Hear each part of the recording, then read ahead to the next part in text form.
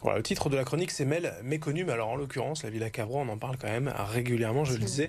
C'est quand même un haut lieu du tourisme culturel et historique à Lille. Et il y a quelques rappels quand même. Cette villa hors du commun à Croix se distingue clairement des autres bâtiments de la région et qui est à l'origine de cette villa. Alors derrière ce nom de Villa Cavrois, on va parler de Paul Cavrois, qui était un riche industriel à l'époque qui avait plein d'industries dans le textile à Roubaix.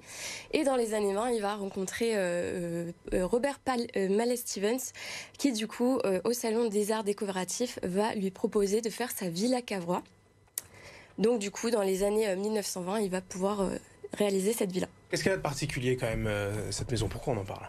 Alors, dans les années 20, il était coutume pour les riches bourgeois de fabriquer des villas donc plutôt à l'extérieur des villes, donc dans un style anglo-normand.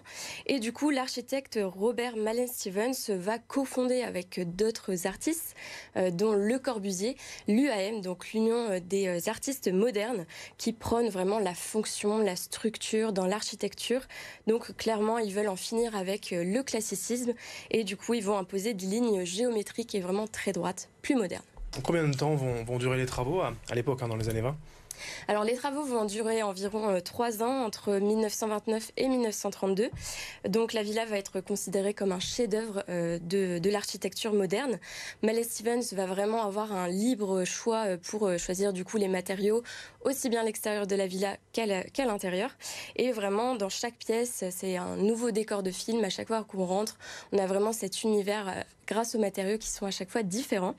D'ailleurs, il y a une matériothèque qui est accessible du coup au sous-sol de la Villa Cavrois. Et la Villa Cavrois n'est pas le premier coup d'essai de Robert Mallet Stevens, puisqu'il a notamment réalisé la villa Paul Poiret à Mézy-sur-Seine et une autre villa à Hyères, qui est la Villa Noailles, aussi dans un style moderne. Donc son style architectural moderniste va vraiment faire parler à l'époque. On va parler de folie Cavrois, de péril jaune, donc vraiment contre vraiment le classicisme. Oui, tout ce qui sort un peu de l'ordinaire forcément est toujours un peu critiqué. Alors la Villa Cavrois a connu quand même bien des déboires dans son histoire mouvementée, avant de redevenir celle que l'on peut découvrir aujourd'hui, visiter. Alors oui, la villa a été réquisitionnée lors de la Seconde Guerre mondiale. Donc les Allemands ont décidé de reboucher le miroir d'eau en béton et de prendre aussi la bâtisse pour la transformer en caserne.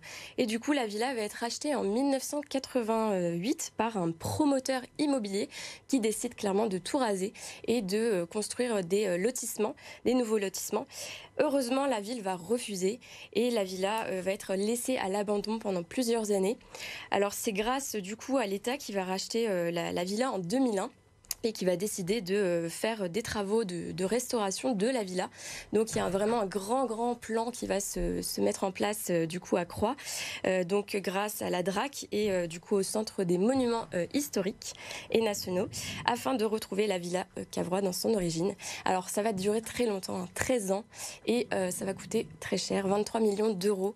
Mais évidemment, grâce à ce travail de restauration, on connaît maintenant la villa depuis 2015. Ça a coûté cher, c'était long parce que c'était fait voilà, à la manière de l'époque. Forcément, on a fait ça non pas à cette manière moderne, un peu trop rapide parfois.